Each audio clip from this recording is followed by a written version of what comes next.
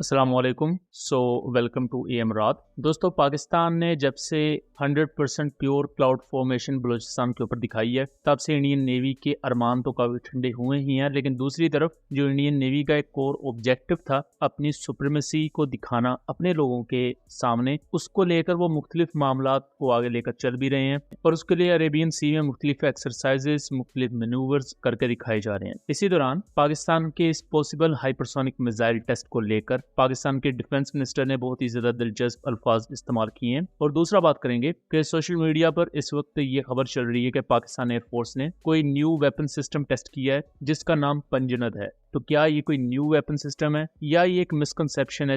इस Panjnad weapon system को लेकर इसको डिटेल से डिस्कस करते हैं। पहले टॉपिक की तरफ आ जाएं तो पाकिस्तान ने अक्टूबर के आखिर में एक अननोन मिसाइल टेस्ट किया जिसकी वजह से इरेगुलर पैटर्न्स हवा में देखे गए। खासतौर पर जब मिसाइल का री एंट्री व्हीकल जमीन के एटमॉस्फेयर में वापस आता है तो इंतहाई ज्यादा फ्रिक्शन होने की वजह से हवा में आयोनाइजेशन होती है जिसकी वजह से आसमान में मुख्तलिफ रेनबो लाइक पैटर्न्स देखे जाते हैं। सेम ये चाइना के ICBM टेस्ट और हाइपरसोनिक मिसाइल टेस्ट में भी देखा गया। तो सेम यही चीज जब बलूचिस्तान की फिजाओं में देखी गई तो स्पेकुलेशन शुरू हो गई कि पाकिस्तान ने कोई हाइपरसोनिक मिसाइल टेस्ट कर लिया है। लेटर ऑन एक अननोन मिसाइल का बूस्टर भी पंजाब और बलूचिस्तान के बॉर्डर के नजदीक गिरा हुआ नजर आया, जिससे ऑलमोस्ट ये चीज 90% से भी ज्यादा कंफर्म हो गई कि पाकिस्तान ने हाइपरसोनिक मिसाइल टेस्ट कर लिया है। इस पर हमने डिटेल्ड वीडियोस बनाई हुई हैं, लिंक उनका मैं डिस्क्रिप्शन में दे दूंगा। लेकिन इसी चीज को पाकिस्तान के नेशनल मीडिया चैनल पर पाकिस्तान के एक जर्नलिस्ट ने जब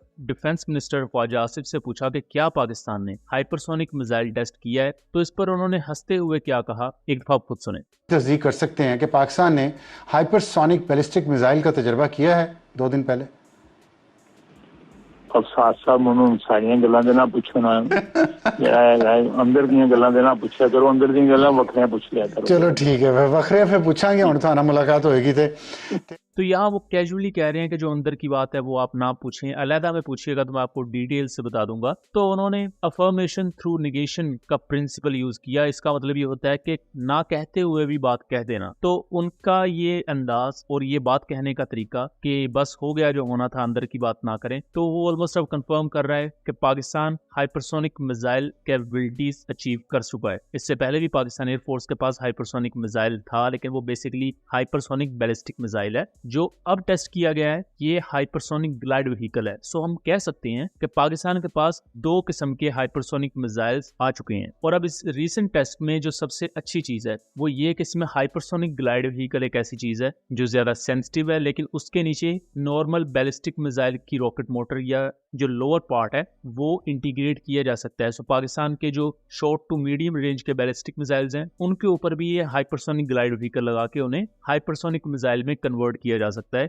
और ये ऑपरेशनल इलास्टिसिटी इसे और भी ज्यादा डेडली बना देता है पाकिस्तान के मुख्तलिफ ऑपरेशंस के पस मंजर में। अब आ जाते हैं हम दूसरे टॉपिक की तरफ। दोस्तों, पाकिस्तान के एक सहाफी हैं रिजवान राजी नाम से, इन्हें आपने PTV और दूसरे चैनल्स वगैरह पर भी देखा होगा। उनके एक रिसेंट ट्वीट के मुताबिक पाकिस्तान ने एक रिसेंट मिसाइल टेस्ट किया बहावलपुर से मुल्तान सेक्टर के दरमियान और इसको नाम दिया गया है पंजनद का। बहुत से लोगों ने DM मुझे किया हुआ था कि ये पंजनद वेपन सिस्टम क्या है, ये कोई एयर टू ग्राउंड वेपन है, ये एयर टू एयर मिसाइल है, ये क्या है। तो अभी तक जो मैं इस चीज को इन्फर कर सका हूं कि ये पॉसिबिलिटी है, क्योंकि हमारे जो ज्यादातर इस तरह के सहाफी होते हैं ये पॉलिटिकल मामलात में ही ज्यादा उलझे हुए होते हैं, तो डिफेंस की डोमेन में इन्हें ज्यादा उस तरह नहीं पता होता या उस तरह इनकी दिलचस्पी भी नहीं होती। सो यहाँ 80 to 90% चांसेस है कि ये पंजनद इलेक्ट्रॉनिक वॉरफेयर पोर्ट की ही बात कर रहे हैं, जिसको हम इससे पहले भी जानते हैं। पंजनद पाकिस्तान एरोनॉटिकल कॉम्प्लेक्स एक इलेक्ट्रॉनिक वॉरफेयर पोर्ट या सेल्फ प्रोटेक्शन जैमिंग पोर्ट बनाती है, जो कि बेसिकली चाइनीज KJ-600 और 700 का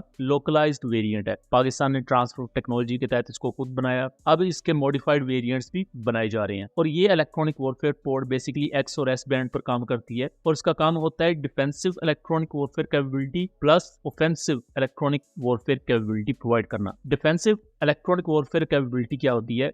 जैसा कि मई में S-400 सिस्टम को डिस्ट्रॉय करने के लिए जो फॉर्मेशंस फ्लाई की थी, उनमें से हर फॉर्मेशन में एक GF-17 ने पंजीकृत इलेक्ट्रॉनिक वॉरफेयर पोर्ट कैरी की हुई थी। तो ये एक इलेक्ट्रॉनिक वॉरफेयर पोर्ट जो फॉर्मेशन में उड़े 4-5 एयरक्राफ्ट होते हैं, 6 एयरक्राफ्ट होते हैं, उनके गिर्द एक चार्ज क्लाउड क्रिएट कर देती है ताकि एनिमी की तरफ से उनके रडार्स को डिसरप्ट करने के लिए, उनकी कम्युनिकेशन को जैम करने के लिए कोई इलेक्ट्रॉनिक वॉरफेयर की डोमेन में अटैक होता है तो उसका इस फॉर्मेशन पर अटैक ना हो। ये इसका डिफेंसिव रोल है। ऑफेंसिव रोल में ये शॉर्ट टू मीडियम रेंज के दौरान किसी भी एनिमी ड्रोन को, एयरक्राफ्ट की कम्युनिकेशन को, उसके रडार को डिसरप्ट कर सकते हैं, उसमें डिसरप्शंस क्रिएट कर सकते हैं। तो इवन हाईली सैचुरेटेड इन्वायरमेंट में पंजीकृत इलेक्ट्रॉनिक वॉरफेयर पोर्ट काफी ज्यादा इंपॉर्टेंट है। ये ना सिर्फ GF-17 ब्लॉक 3 पर इंटीग्रेटेड है बल्कि इवन ब्लॉक 1 और ब्लॉक 2 के साथ भी ऑपरेशनल है और इवन पाकिस्तान के J-10C भी इन्हें कैरी करते हैं। अब ऑलमोस्ट 70 to 80% यही चांसेस है कि ये पंजीकृत इलेक्ट्रॉनिक वॉरफेयर पोर्ट की बात की जा रही है, लेकिन यहाँ चांसेस ये भी हैं कि ये कोई न्यू वेपन सिस्टम हो सकता है, कोई air to ground supersonic weapon या एंटी रेडिएशन वेपन जो पाकिस्तान एयरफोर्स ने टेस्ट किया हो और उसे पंजीकृत का नाम दिया गया है। क्योंकि रिसेंटली पाकिस्तानी मिलिट्री सर्विसेज की तरफ से बहुत सी नई अडेप्टेशंस, बहुत से नए मिलिट्री इक्विपमेंट को टेस्ट भी किया गया है और कई चीजें टेस्ट करने के बाद उस तरह पब्लिक में नहीं बताई गई, थर्ड पार्टी सोर्सेज की तरफ से वो मीडिया में आ रही हैं कि ये नई चीजें पाकिस्तान की तरफ से लॉन्च की गई हैं। सो यस, यहाँ न्यू वेपन सिस्टम की पॉसिबिलिटी भी मौजूद है